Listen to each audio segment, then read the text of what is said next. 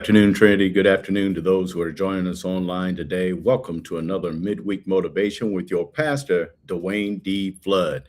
It is Wednesday. Praise God, you have made it halfway through the week. And we just hope and pray that this word gives you enough fuel, enough encouragement to give you enough of whatever you need from God to make it through the balance of this week. So that when we meet again on Sunday, what a day of rejoicing that will be. I missed you last week. I know we took a week off. Hopefully, you enjoyed your July 4th holiday, but we are back at it today, and we're going to be in Psalm 62, verse number 8. Psalm 62, verse 8 today. And I like this song. It's written by David, and it's during a time when he was under pressure from his enemies. He was facing opposers who were trying to overthrow him. Times were difficult, times were rough. But instead of relying on military strength, on wealth, and or people, he repeatedly replaces his confidence in God alone. I don't know about you, but this is a tough season. I mean, this probably is the most difficult season in my life when I'm facing pressures, uncertainty, where my faith is being challenged. And this text encourages my heart. It gives me confidence to take bold actions as I follow the path that God has in store for me. So hopefully you found the text because it is a strong reminder, not only to myself, but to all of those who may be facing a very challenging season. So in Psalm 62, verse number 8, we find these words. It says, "Trust in him at all times, ye people. Pour out your heart before him. God is a refuge for us, Selah." Now, it is important to note in this text that the text is written as a command in the present tense, which indicates that it requires a continuous action to take place. You never stop, you never give in, but always do it. Now, the question is, what should you do? And if you're asking that question, that's a great question. Look, as the text begins with, "Trust in him at all times, ye people." Now, David has moved from encouraging himself in this psalm, and he is now talking to the congregation. He is talking directly to the reader, meaning that God is talking to you. Notice that he says, "Trust in him." Trust means to have confidence in, to rely upon, to rest confidently in him. This is not merely believing that God exists, but placing the full weight of your life upon him. As this communicates to God that I surrender, I no longer have confidence in myself, but I place my confidence in you. I rely upon you. I rest confidently in you. David is not saying trust in your circumstances. He says trust in him. For circumstances change, people disappoint, feelings fluctuate, but God remains faithful. David trusts God because he knows that God will take care of him.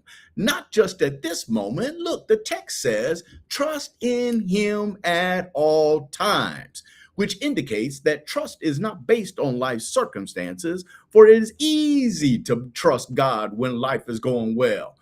But the true test of trust comes when prayers seem unanswered, when finances are uncertain, when relationships are strained, when health declines, when God's timing differs from ours. David is teaching that God's faithfulness is not seasonal. If God can be trusted in prosperity, he can be trusted in seasons of drought. Just trust him. Just trust him. That is a good, encouraging word. Good, encouraging word.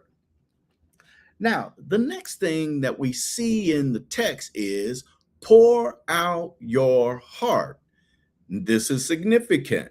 Since David had a relationship with God, since he trusts God, he doesn't have to pretend that he is okay. Trust produces honesty. David is essentially saying, trust him enough to tell him everything. Be completely transparent with God. Bring everything to God. You can pour out everything, your fears, your frustration, your confusion, your grief, your doubts, your hopes, your failures, your joy, your ups, your downs. Nothing is hidden. Pour out everything. Prayer is not informing God of what's going on in your life, for He already knows what's going on in your life. He already knows what's in your heart. Prayer is surrendering to God. Notice that the text says, before Him, not before people, not before social media, not before public opinion, but before God. Pour out means to empty.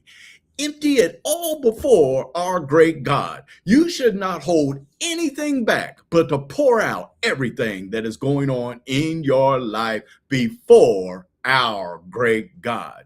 That is some good, encouraging stuff. We should trust in Him and we should pour out to Him.